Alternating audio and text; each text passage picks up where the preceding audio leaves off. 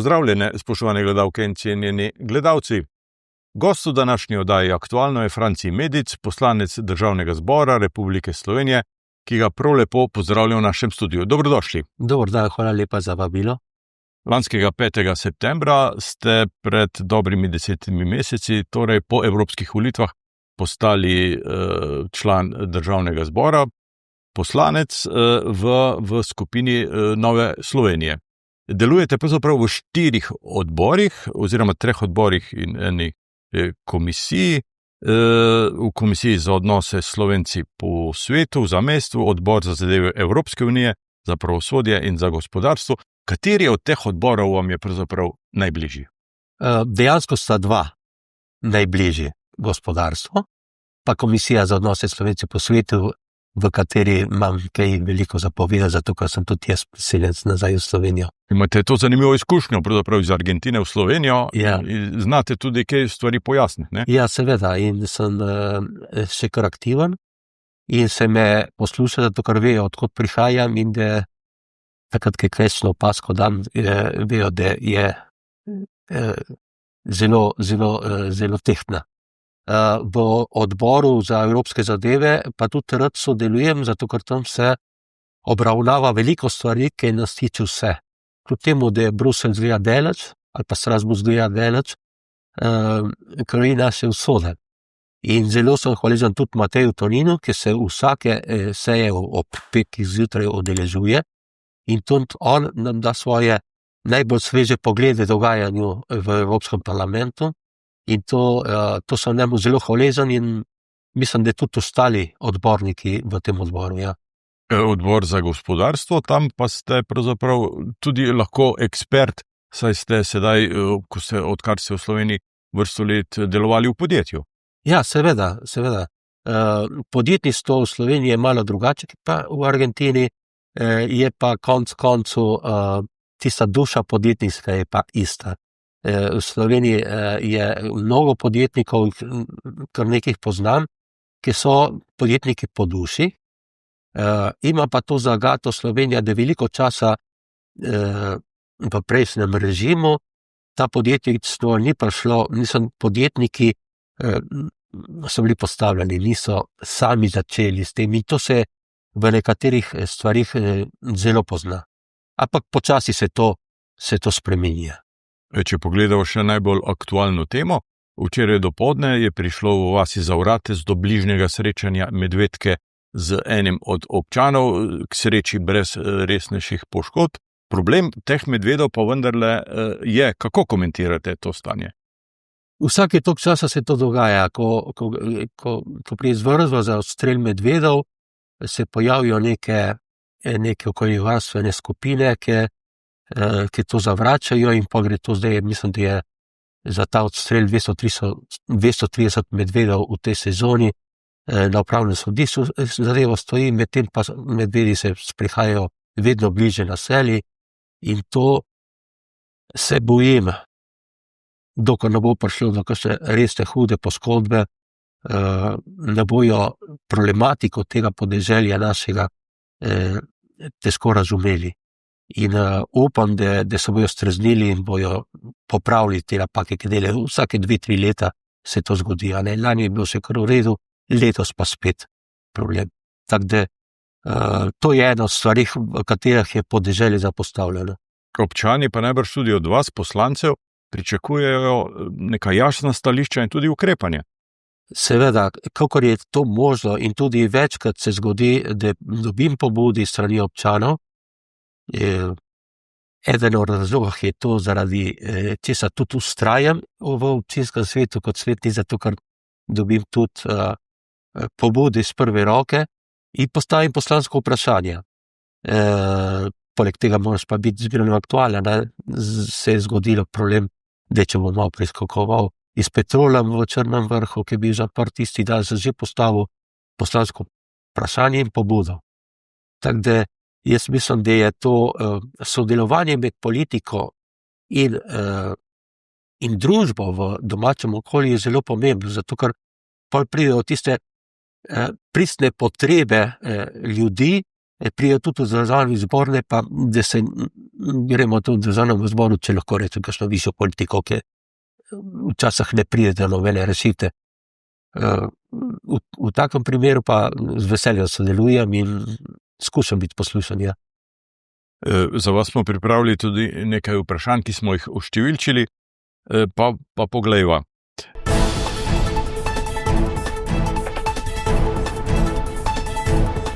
Ja, ne samo, da niso urejena območja, mislim, da je to veliko preveč časa vzelo, veliko birokrati so ovir, ki niso danes, niso popoplavne, ampak so že prej. Se spomnim so tudi po potresne obnove, pa tako one. Tako da jaz nisem zadovoljen kako je v tem primeru država reagirala. Veliko družin, mislim, gospodinjstvo je dobilo odškodnine, druge pa se čakajo, a bojo lahko podrli hiša ali ne bojo. Je pa stvar ne samo obnova, je tudi preventiva pomembna. In ta preventiva, mislim, da pride zmeraj prekasno, takrat, ko je se zgodila škoda. Naprimer, zdaj mi pride na pamet naš poslanec kolega Jožef Horvat, se zelo angažira za te nasipe ob reki Muri, protipoplavne, in on vsako pot postavlja in drgne v to. In tako moraš biti, in sploh, če si v opoziciji. Če si v opoziciji, stvari grejo malo bolj hitro.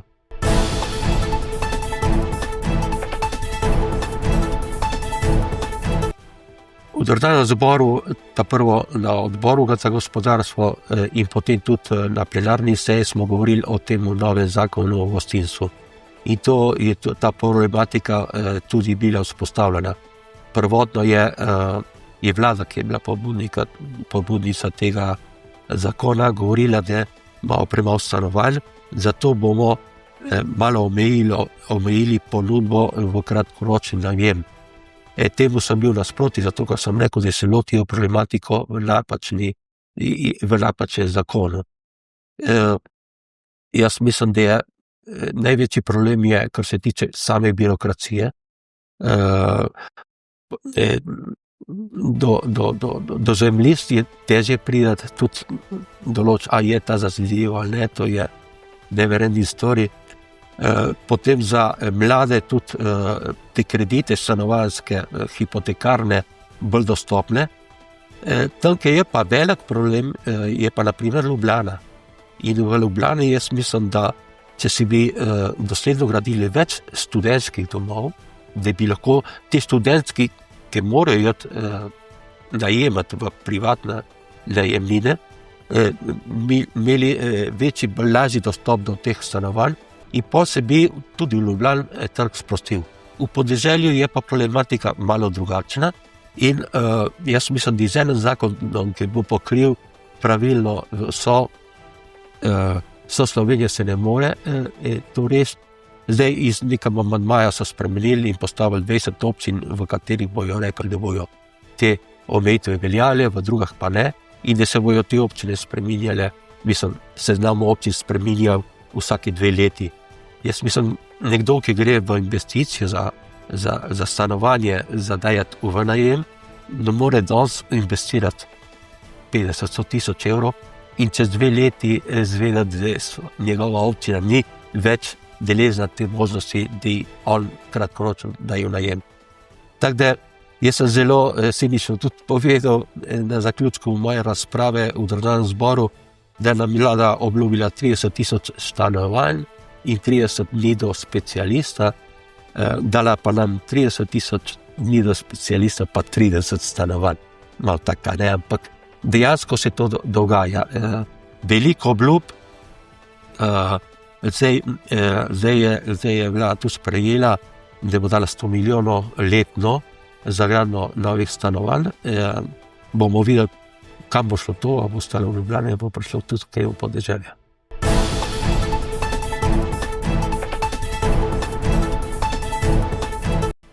Rešitev, mislim, da pride do zgoraj. Lahko nekdo obljublja, da bo to pa res, ampak če ni sistemska rešitev v tem, da država manj troši denarja, in da pustimo več denarja lokalnim samoupravam, da iz tistega denarja oni razpolagajo, pa rečejo, to bomo popravili, ta drugo bomo investirali v infrastrukturo ali pa v sportne objekte. In to je zadeva, ki ni enostavna, je pa, jaz mislim, da je edini način, da se bolj razporedijo te sredstva. Govorimo o teh odstotkih, ki pripadajo občini od povprečnine. Po drugi strani pa mislim, da je zelo pomembno, da skušamo povleči največ evropskih sredstev, kar se je možno. Ta vlada ni bila tega sposobna narediti in tu smo v minusu, tako da tudi tukaj imamo veliko rezerv. Ja.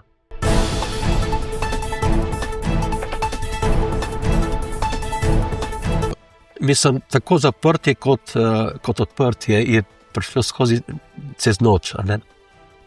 Gregor Rupnik mi je takrat si z njim govoril tisti ponedeljek in sem isti dan že vložil vprašanje, zakaj se je to zgodilo, ali so sploh iz Petrolom to kaj usklajevali in nekako nakazal, da tudi je to odsev njihove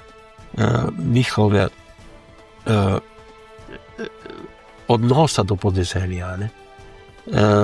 No, in kasneje so se zgodile dve vstaje tam v Črnem Vrhu. Na prvi sem tudi jaz bil udeležen, v drugi nisem mogel iti, ker sem imel izredno sejo državnega zbora, ki je pa prišla pol odprtje, sem pa isti dan tu spet postavil poslansko vprašanje, dva dejansko, a je vlada bila v vlogi pogajalca znotraj te spremembe odločitve Petrola in ali lahko vlada tudi država tudi lahko reče, da je to gre za trajno rešitev. Za vaščane v Črnem Vrhu pomeni, da je to trajna rešitev, ne pa začasna.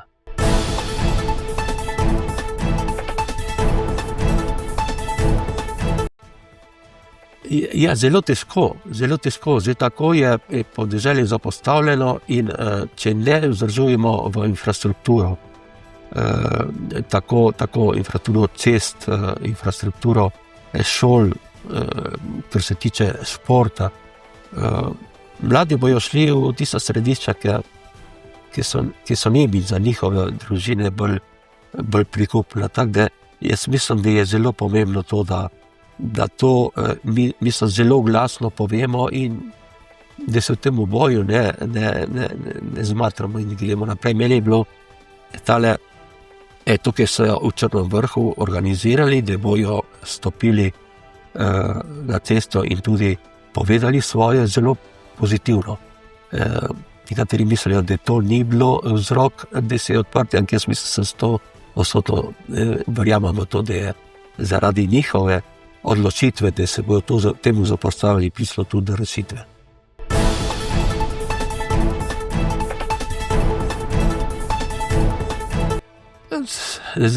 Za biti samostojna država, za imeti svobodo, moramo tudi nekaj investirati v obrambo.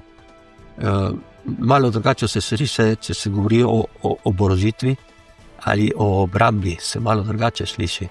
Zdaj, ki imamo vojno tako blizu Evrope, Slovenije, mislim, da je ta stvar prišla spet pomembno na plan.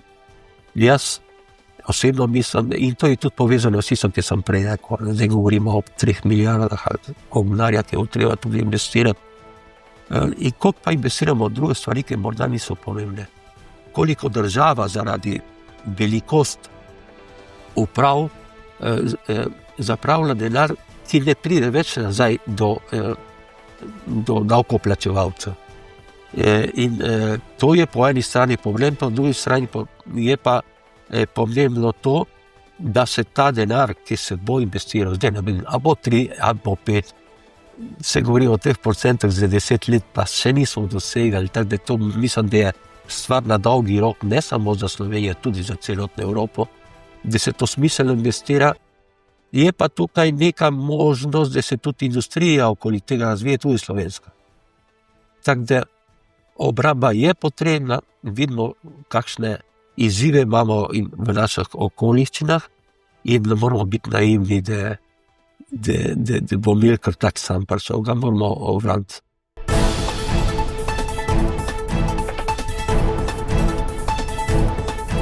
Ja, to je velik problem in mislim, da se po eni strani je problem te zakone, ki se sprejemajo na nadzornem zboru, govorim o zakonu o zdravstveni dejavnosti, po drugi strani pa je tudi lokalni problem, kar smo tudi govorili, podeželje je zapostavljen. In pol težje dobiš zdravnike na podeželju. Zdaj smo imeli srečo, da je ena nova zdravnica začela delati v zdravstvenem domu, v 3 urah, mislim, da je popisala več kot 400 jih. In takrat sem jaz tudi govoril z direktorjem, pa me je omenil, da nekateri osebe pa niso mogli priti, dokler niso v stanju, da grejo iz hiše pa pridejo. Tako da mi je rekel, da bo tudi za tiste poskrbljeno. Sem pa jaz lih na podlagi tega, se upravičujem, postavil poslansko vprašanje, da bi za te osebe, ki ne morejo iti ven iz stanovanja za vpis v neki zdravnici, kot osebni zdravnici, da se omogoči tudi drugi način vpisovanja. Jaz sem dal tam predlog, da se bi lahko to elektronsko naredilo preko ZVEM-a. No, ministrica je rekla, to je pa dober predlog, ki ga bomo upoštevali, ga bomo poučili.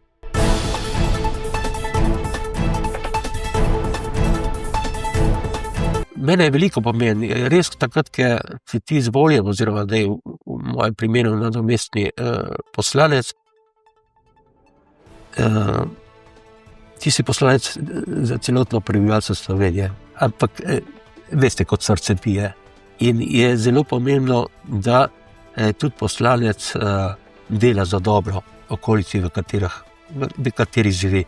In mislim, da je ta povezava kot občinski svet in v parlamentu, kot poslanec, mene navdihuje, meni je zelo dobro.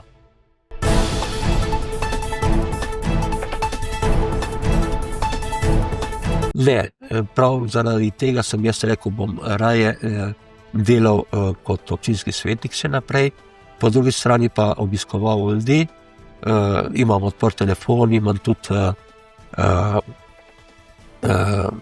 poštni naslov, na katerem je pisal, pa se dobivam iz ljudmi.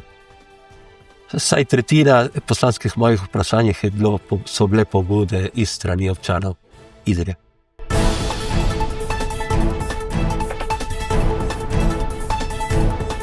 Ja, nisem samo navijač, mislim, v mladih letih sem tudi malo neprofesionalno igral nogomet in zmeraj mi je bil všeč, ki sem prišel v Idrijo in sem videl, da imajo tudi nogometni stadion. Sem bil navdušen nad tem in počasi sem vaju 2 fanta sta tudi aktivna v društvu in iz veselja spremljam dogajanje. Zdaj, ki smo prišli v 3. ligo slovensko, še toliko več. Prav ponosen sem na nogometu v Idriji in na šport pa nasplošno. Idrija ima zelo dobre športnike, veliko jih je tudi prišlo na izredne visoke nivoje.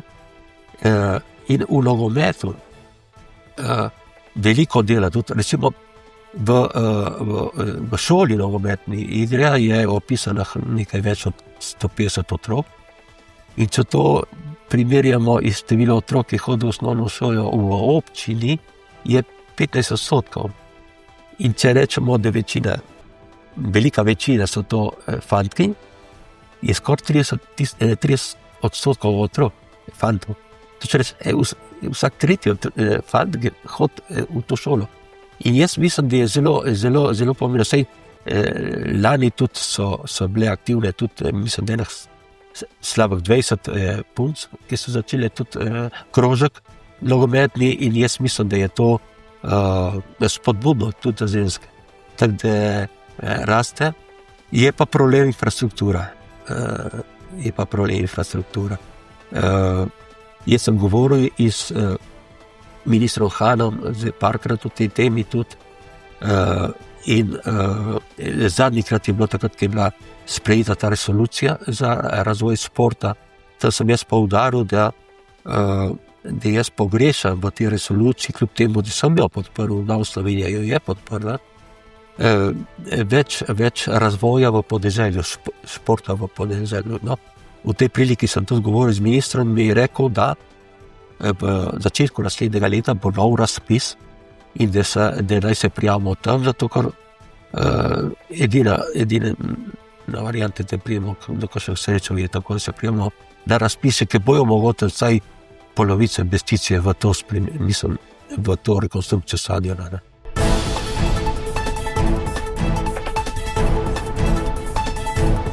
Ja. Trava tukaj v Idriji je velik problem.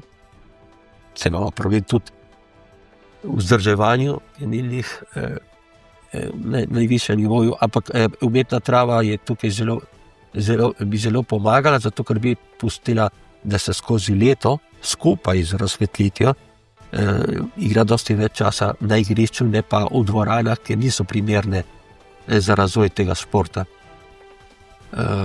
Mislim, da je to treba zelo iz srca, kakor jaz to vidim, gledati, zato ker tudi veliko prostovoljcev, nogometašev ali bivših nogometašev sodelujejo v tej zgodbi in velika zahvala tudi njim, zato ker brez njih ne bi bilo to možno.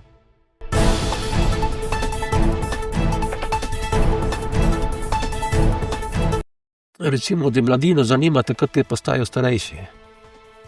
In to ni dobro, zato ker pol je tista zagonska moč mladih zgubljena. Jaz mislim, da je bila ena dopisnica, Jana Arendt, ki je rekla, tisti, ki pravijo, da jih politika ne zanima, pomeni, da jim ne zanima bodočnost familije, jim ne zanima, koliko denarja bo dobil, ko se bo upokojil.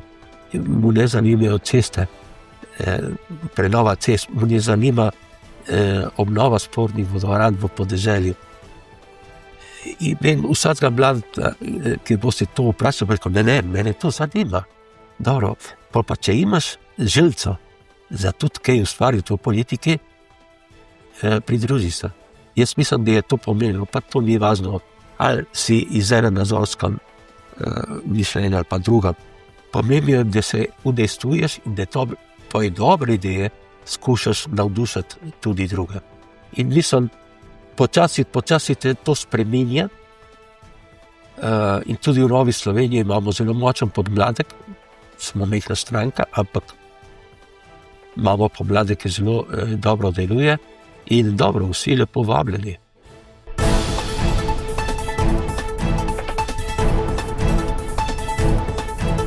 Jaz sem dal moje soglasje za kandidaturo, ki jo predstavlja moj občinski odbor Nove Slovenije v Idriji. Končna odločitev bo pa zdaj jesen enkrat, kako se bo to organiziralo. Mislim, da pa ne bo težava za kandidirati. Franci Medic, jaz se vam zahvaljujem za ta pogovor, za obisk v našem studiu in vse dobro vam želim. Hvala lepa in hvala lepa ponovno za vabilo. Vam, spoštovane gledalke in cenjeni gledalci, pa hvala za pozornost in seveda srečno.